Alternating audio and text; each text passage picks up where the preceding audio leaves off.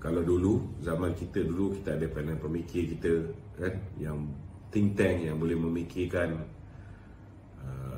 bagaimana cara nak menjawab tomahan-tomahan, fitnah-fitnah pembangkang.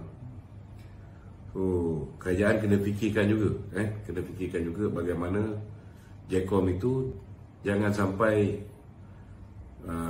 ianya diwujudkan tetapi ianya tidak boleh berfungsi dengan baik.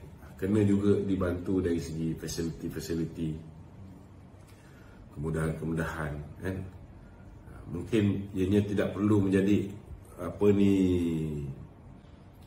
media ataupun medium propaganda kerajaan, tetapi ianya harus dapat mengenal pasti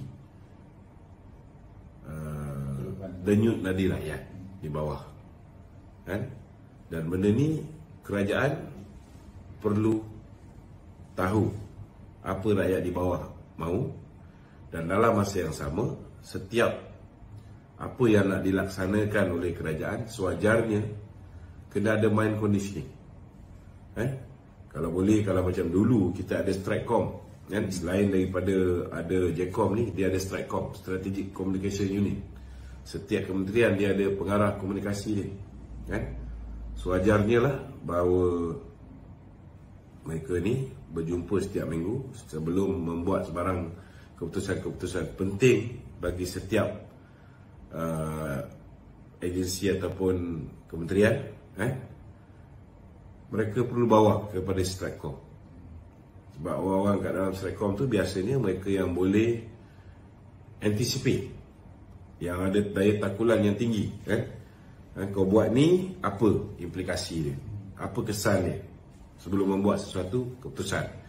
Jadi kalau kita boleh anticipate setiap tindakan tu apa kesan dia, kalau kita rasa tindakan itu akan mendatangkan kesan yang negatif, sedangkan benda tu penting, benda tu baik, maka buatlah mind conditioning lebih awal, educate rakyat.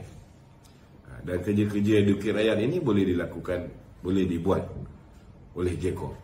Kita ucapkan selamat maju jaya kepada Ketua Pengarah JECOM yang baru, Profesor Datuk Dr. Agus Yusof. InsyaAllah, saya yakin beliau boleh melakukannya. Okey? 46 minit. 52 minit. Lagi?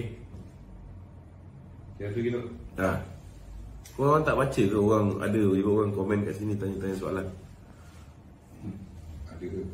Kita adakah salah kata jika mana-mana parti politik mendekati bakal pengundi yang akan mengundi pada PRU akan datang, yang mereka ketika ini berumur 14 tahun, dan apakah langkah yang kita boleh nak educate dia orang? Pada PRU 16 yang boleh mengundi ni 18 tahun kan. So, sekarang ni budak-budak yang tingkatan 2 ni 14 tahun ni, pada PRU 16 ni diorang boleh undi. Jadi macam mana parti-parti politik ni nak mendekati budak yang umur 14 tahun ni? Apakah cara-caranya agak-agak itu? Dia pertama sekali, saya rasa peranan ni perlu dimainkan oleh Kementerian Pelajaran.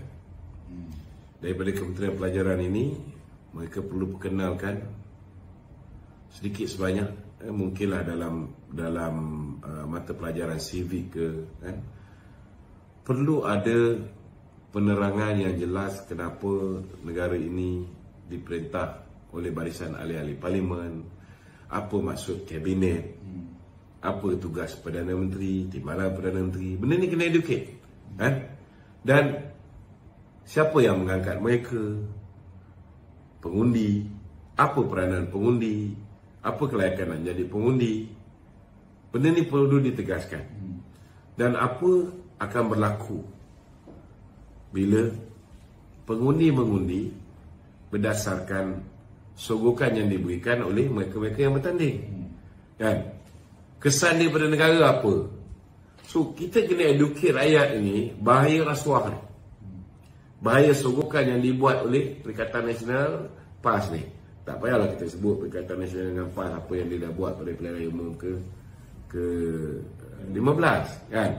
Tetapi kita perlu tegaskan bahawa perbuatan menyogok pengundi ini akhirnya mungkin sedar beberapa hari sehingga duit 300-400 ni habis, tetapi bahana yang terpaksa ditanggung oleh rakyat kekal untuk tempoh boleh jadi sehingga 5 tahun. So benda macam ni yang kita kena educate rakyat. Jadi saya percaya ini pun mungkin JECOM boleh mainkan peranan juga, kan? Selain daripada pendidikan melalui Kementerian Pendidikan, kan? Selain daripada Kementerian Komunikasi dan Digital yang boleh memainkan peranan penerangan dan juga iklan-iklan pendek yang boleh dibuat melalui RTM, melalui TV3, melalui berita bernama dan sebagainya, kan? Benda ni pun boleh memberikan penerangan. Okey? Ada? Okey tu, tadi berkenaan JECOM tu, ada orang tanya tu adakah JECOM ni dia terdiri pada orang kaki tangan kerajaan tu ataupun ahli-ahli parti tu yang terlibat dalam JECOM ni? Setakat hari ini JECOM ni terdiri daripada pegawai-pegawai Jabatan Penerangan dulu.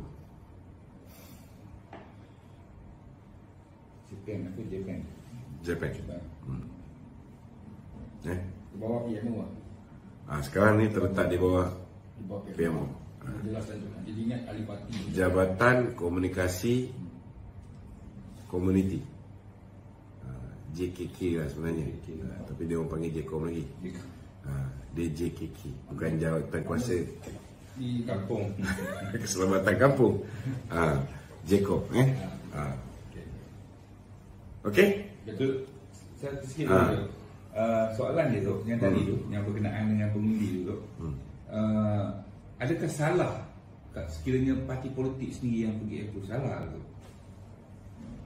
Untuk apa? Yalah, untuk educate diorang ya. Selain daripada tu cakap pasal kementerian tadi kan. Kalau parti politik sendiri ni macam mana pula? Parti politik pun boleh buat kempen supaya kesedaran sivik, kesedaran tentang bahaya rasuah, sogokan ketika pilihan raya. Boleh, tak ada masalah. Aku dah buat lama kan. Betul tak? Kita pun parti politik juga.